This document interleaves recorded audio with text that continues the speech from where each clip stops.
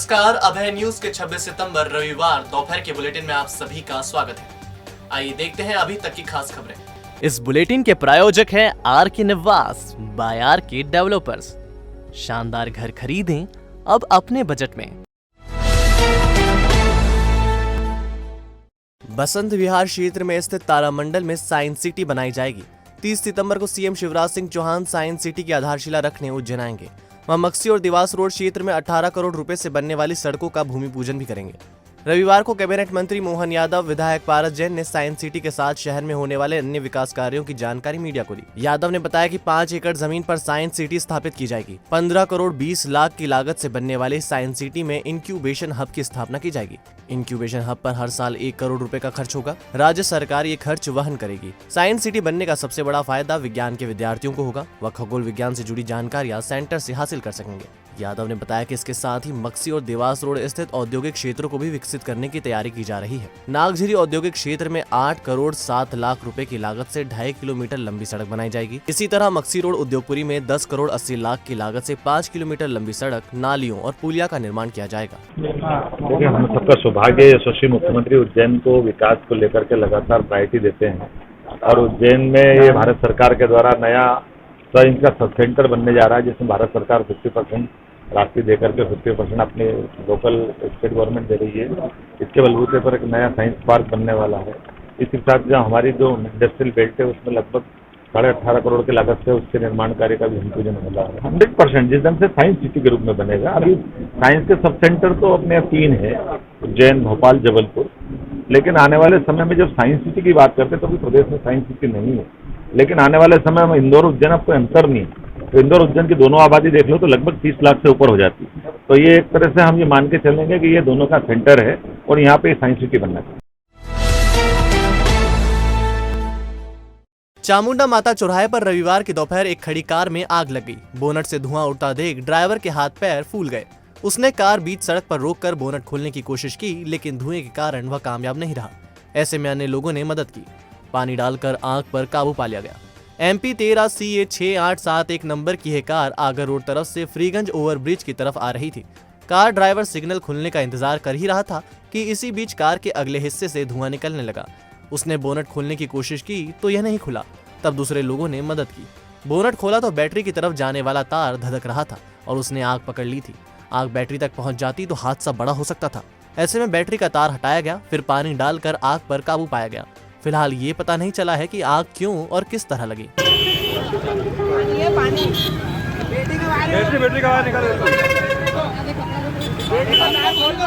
Battery का तार खोल दो, बैटरी का तार। अरे कोई वो नहीं है क्या? ये विस्टा 4 व्हीलर गाड़ी थी भाई साहब, उसमें अचानक सिग्नल पे गाड़ी रुकी और जब सिग्नल वापस चलने लगा तब उसमें अचानक धुआं निकलने लगा, बहुत ज़्यादा ही धुआं निकलने लगा। परिवार बैठा हुआ था, उसमें 3-4 बच्चे थे, 2 महिलाएं थी, 1 जेंट्स थे। उसमें संभावना यही थी कि अंदर आग लग चुकी थी। फिर बड़ी मुश्किल से उसका बोनट खोला। बोनट खोलने के बाद देखा तो उसमें आग लग चुकी थी। लेकिन बाकी बात है कि कोई पटाखे वाला जा रहा था जिसके पास पानी की केन रखी थी, वो डब्बी उठा के हमने उसमें आग डाली मैंने, और इस तरह से वो आग जल्दी बुझ गई। धर्मनगरी उज्जैन प्रदेश का ऐसा शहर बनने जा रहा है जहां होटल संचालकों को बोर्ड पर प्रोपराइटर मैनेजर का नाम लिखना अनिवार्य होगा। नगर निगम प्रशासन के पास ये प्रस्ताव पहुंच गया है। जल्द ही इस पर कोई फैसला होगा। उज्जैन उत्तर के विधायक पारस जैन की ओर से यह प्रस्ताव जिला प्रशासन और नगर निगम आयुक्त के पास भेजा गया है। प्रस्ताव के तहत होटल संचालक व मैनेजर को बोर्ड पर अपना नाम लिखना अनिवार्य होगा। जल्द ही प्रशासन इस प्रस्ताव पर फैसला लेगा। दरअसल उज्जैन में महाकाल मंदिर सहित हरसिद्धि, गढ़कालिका, चिंतामण गणेश और काल भैरव मंदिर है। देश भर से कई श्रद्धालु यहाँ आस्था और विश्वास से आते हैं। होटलों पर संचालक आदि के नाम व नंबर न होने से भ्रम की स्थिति बनती है, क्योंकि कुछ होटल संचालक हिंदू न होने पर भी होटल या लॉज के नाम हिंदू देवी देवताओं के नाम पर लिखवा लेते हैं। इससे दर्शनार्थी गुमराह होते हैं और विवाद होते हैं। कुछ समय पहले महाकाल मंदिर के पास की एक होटल में एक श्रद्धालु का विवाद इसलिए हो गया था क्योंकि उन्हें वेज होटल बताया गया और बाद में कुछ ग्राहकों को नॉन वेज परोसा गया था। महाकाल मंदिर के आसपास होटल का कारोबार पिछले कुछ सालों से बढ़ गया है। पहले जो घर थे वे अब होटल हो गए। हाल ये है कि पतली गली में भी होटलें बन गई हैं। करोड़ों रुपए का कारोबार इन होटलों के माध्यम से होता है। 500 से अधिक होटल मंदिर के पास हैं। 50 होटल मुस्लिम बाहुल्य क्षेत्र कोट मोहल्ला व बेगमबाग इलाके में है। 50 करोड़ से ज्यादा का सालाना कारोबार इन होटलों से अनुमानित है। इनमें 2000 लोगों की आजीविका होटल कारोबार पर निर्भर है। 500 के रूम 1500 में कोरोना काल के बाद श्रद्धालुओं को दिए गए, क्योंकि श्रावण में महाकाल मंदिर खुला और देश भर के भक्त उमड़े। कोर्ट में लोगों को न्याय दिलाने वाली एक महिला अभिभाषक खुद न्याय के लिए भटक रही है। महिला अभिभाषक अयोध्या में रहने वाली अपनी बहन के यहाँ से लौटी तो घर पर ताला लगा था। अंदर मौजूद उनकी ननंदों ने उन्हें घर में घुसने नहीं दिया। अभिभाषक नीलगंगा से लेकर महिला थाने के चक्कर लगाती रही, लेकिन उनकी सुनवाई नहीं हुई। दरअसल ये मामला अभिभाषक सरोज मालवीय का है।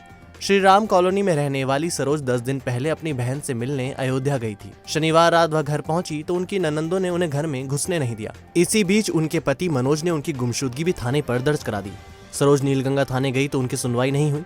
रात ही वह महिला थाने गई तो वहां पदस्थ पुलिसकर्मी ने गेट का ताला तक नहीं खोला। रात इधर उधर गुजारने के बाद वह फिर से नीलगंगा थाने पहुंची और रिपोर्ट दर्ज कराने की कोशिश की।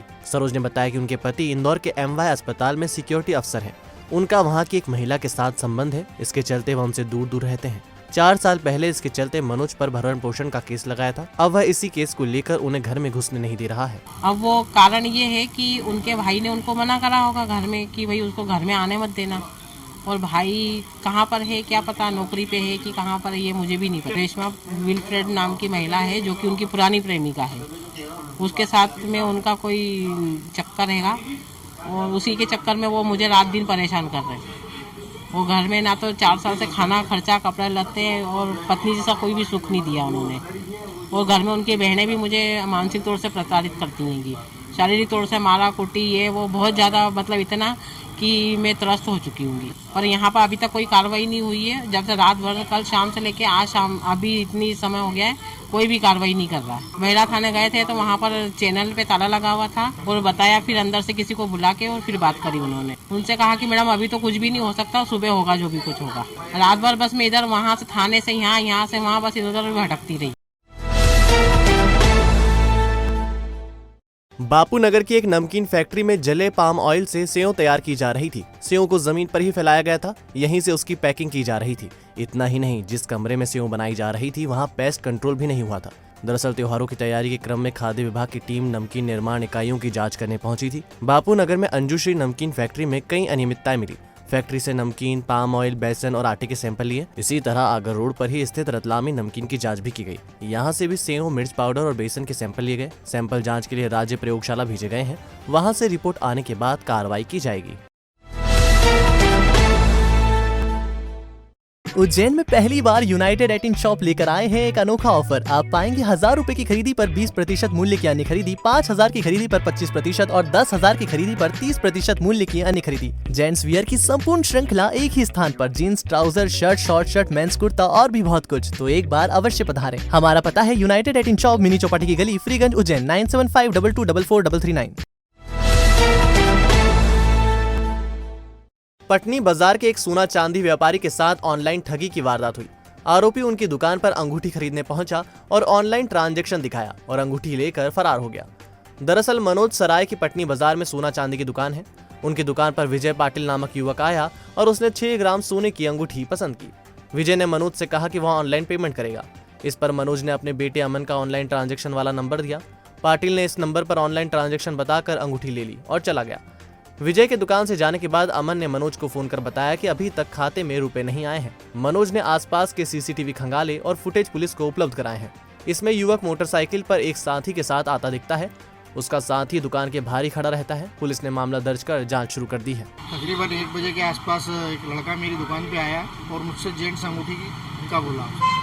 मैंने उसे अंगूठी दिखाई, उसने जो पसंद की वो उसने खरीदी। 6 ग्राम 130 मिलीग्राम वजन था उसका और 32,040 रुपये की थी। उसने बिल बनाया, बिल पे अपना नाम विजय भगवान पाटिल लिखवाया। पेमेंट उसने ऑनलाइन का बोला तो मैंने मेरे बेटे का नंबर दिया कि इस पर आप ऑनलाइन पेमेंट कर दीजिए। उसने वो उसके जो बटन दबाया यहाँ पे बैठ के और वो जैसे डालते हैं पेमेंट उस प्रकार से डाला उसने। मैंने मेरे बेटे को फ़ोन लगा के पूछा तो उसने कहा आ गया पेमेंट। पर चूँकि वो एक फ्रॉड था, क्योंकि जिस हिसाब से उसने पेमेंट व्हाट्सअप किया वो ऐसा लगा जैसे बैंक से आया है। 2 मिनट बाद ही मेरे बेटे ने मेरे को फ़ोन लगा के कहा कि पापा ये बैंक से नहीं आया, उसी ने व्हाट्सअप किया और ये फ्रॉड है। तो फ़ोन लगाया पर वो स्विच ऑफ आ रहा है। इस प्रकार की घटना घटी है। वो यहाँ से उतर के गया, सामने एक गाड़ी पे लड़का तैयार खड़ा था, उसकी गाड़ी पे बैठ के वो निकल गया सीधा। बस स्टैंड पर बीती रात सवारी द्वारा किराया नहीं देने, बसों से एजेंटी वसूलने की बात को कर स्कॉर्पियो में आए लोगों ने स्टैंड पर खड़ी 8 बसों के कांच फोड़ दिए। घटना में 3 सवारियां कांच लगने से घायल हो गई। अचानक हुए घटनाक्रम के कारण बस स्टैंड पर अफरा तफरी मच गई। सीसीटीवी कैमरे में कुछ लोग बस के कांच फोड़ते नजर आ रहे हैं। सीएसपी विवेक सिंह चौहान और कोतवाली टीआई उमराव सिंह मौके पर पहुंचे। पुलिस ने मामले में 2 लोगों के खिलाफ नामजद और बाकी अज्ञात लोगों पर प्रकरण दर्ज किया है। दरअसल ओम साई राम नामक बस सवारी लेकर इंदौर से देवास आ रही थी। इस दौरान बस में 3 लोग बैठ गए। जब उनसे किराया मांगा तो यात्री बोले, हम भवानी सागर के हैं, हमारा किराया नहीं लगता। इसी बात को लेकर कंडक्टर और सवारियों के बीच विवाद हुआ। इसके बाद तीनों यात्रियों ने मोबाइल कर अपने साथियों को बुला लिया। रात करीब 11 बजे बस जैसे ही स्टैंड पर पहुंची, स्कॉर्पियो क्रमांक MP09 LP 6555 से आए बदमाश भीम धारू, चिंटू धारू और अन्य ने सूत्र सेवा की 5 और 3 अन्य बसों के कांच फोड़ दिए। साथ ही धमकी दी कि अब 200 रुपए एजेंटी के साथ हफ्ता भी देना पड़ेगा। कोतवाली पुलिस ने मनोज उर्फ अमित कुमावत की शिकायत पर भीम धारू, चिंटू धारू और उसके छोटे भाई सहित अन्य लोगों के खिलाफ मुकदमा दर्ज किया है। वहीं सूरज पिता भानु सोदे की रिपोर्ट पर भीम धारू, चिंटू धारू और उसके छोटे भाई के खिलाफ प्रकरण दर्ज किया है। ओम साई राम के चालक ने बताया कि इंदौर से बैठी सवारियों ने किराया देने से मना करा था। बस जब स्टैंड पर पहुंची तो स्कॉर्पियो सवार कुछ लोग आए और तलवार से बस में तोड़फोड़ की।